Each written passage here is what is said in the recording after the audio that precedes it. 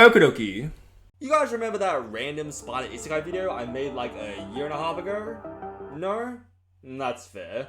Anyway, I recently finished the last volume of the So I'm a Spider, So What light novel, which is still such a horrible English name, and I've been wanting to revisit again since there seems to be no sign of a season 2.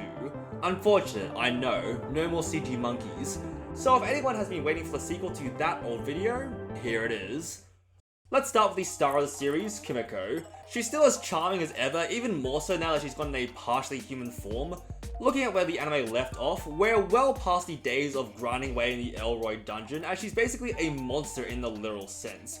I've always loved the fact that we never started with Kimiko as an OP protagonist. We got to watch her use her unique spider skill set along with her ingenuity to not only survive, but become stronger and stronger as the story goes on. It's just a joy watching someone go from zero to anti-hero, and seeing the feats she can pull off become more and more outlandish feels so well deserved. Especially when we remember how much she once struggled to even find her next meal. I don't want to go over how strong she is too much because by the time we get to volume 8 or 9, she's pretty damn strong.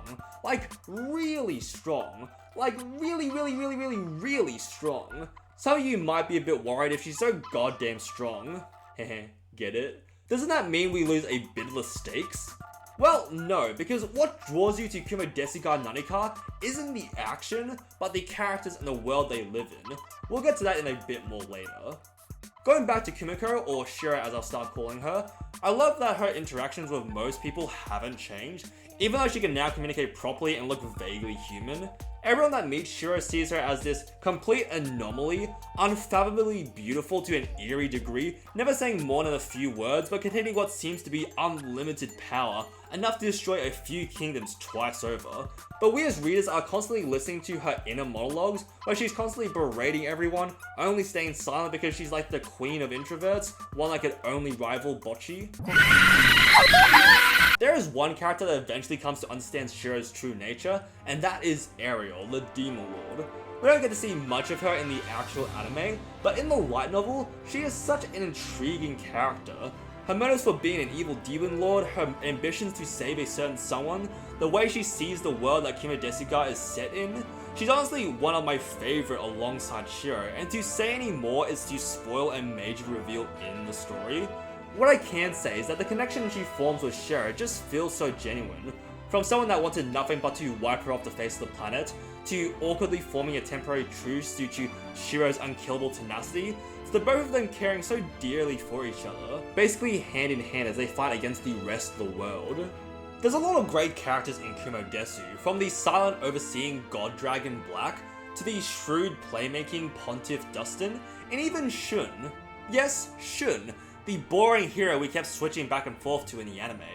He's so much more interesting in the light novels, as we see this kid struggling to come to terms with the morals from his previous life, meaning absolutely nothing in a world where death is a constant part of life. How even when rejected and taken advantage of by those much stronger, we watch him desperately stick to his ideals, a not so stereotypical hero pushing forward even in the face of enemies far above his level, being someone that even causes some major developments at the end of the story. All these characters have purpose, pursuing what they believe is the right path, clashing with each other because their goals don't align. There's almost zero evil characters, just people that are willing to do whatever it takes to protect what they care about the most. Everyone except for Potamus. Fuck Potamus. All my homies hate Potamus. The story and the politics of this world as well, they feel so well crafted and believable. Okanababa, the writer of the light novels, is able to set up so many interlocking plot points, constantly letting us know that there's more than meets the eye to this video game-esque fantasy world, but never giving away too much until the big reveal. The moment where the last puzzle piece finally slides into place, all the weird incongruities that we've been vaguely aware of suddenly click and make so much more sense. There is so much happening in the story and it completely sucked me in with how well it all came together, to the point where I was finishing volumes left and right just because I could not put this down. We already know about the timeline difference between Kimiko and Shun's stories in the anime, which is so much more engaging to follow in the light novels, but then we get to stuff like, why is this world designed like a video game? Why do robots exist in a fantasy world? Why did Wakaba resurrect as a spider of all things? Who is this administrator that calls himself Evil God D? What is the skill Taboo? Discovering the answers to these questions and many more is some of the most fun I've had when reading light novels.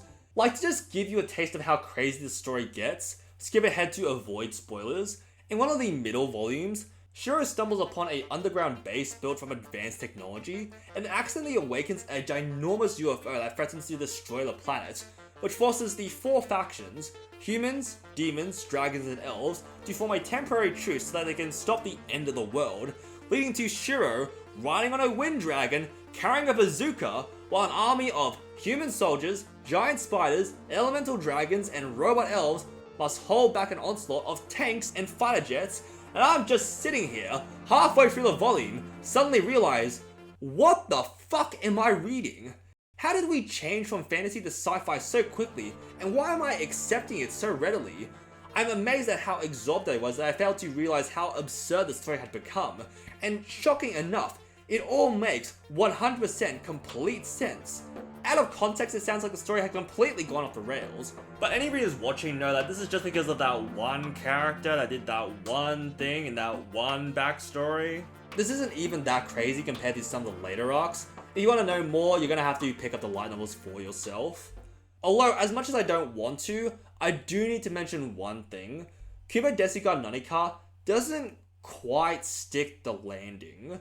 To not spoil more than I already have, we basically have this balloon that's been pumping up air over and over, getting bigger and bigger as everything starts to ramp up, waiting for that moment when it finally hits the climax and pops. Only for Okunibaba to let go of the end of the balloon so that we can watch it sadly deflate into what is basically a joke ending. Honestly, the more that I think about it, the more I think it fits well enough with Shiro's character, but then we basically get this really boring sitcom "Where Are They Now" epilogue that gives every character 2 lines of what vaguely happened to them after the final arc. That ending was definitely egregious. The way it just ends abruptly with no real goodbye to any of the characters we've come to fall in love with. Like, I wouldn't even change anything else, keep the same joke ending and what happened to Shiro afterwards. I would just extend the epilogue to something in the same style as the last volume, giving every character one final chapter to go over their lives after the ending. That would have done wonders for the story, to provide an actual conclusion to all these lives instead of what basically amounts to dot points. However, even with the not so great ending, I still can't forget how much I enjoyed the journey of Kubo Desu ga Nanika. I fell so in love with this world and its characters, and I would still recommend that anyone interested should absolutely check out the light novels.